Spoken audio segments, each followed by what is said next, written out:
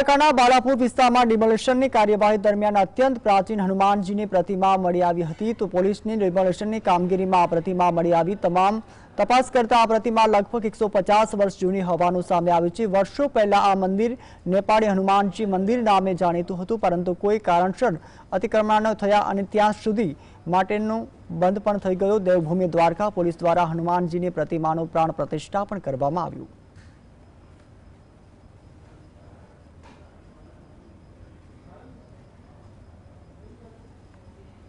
બેટ દ્વારકાના બાલાપુર વિસ્તારમાં mega demolition દરમિયાન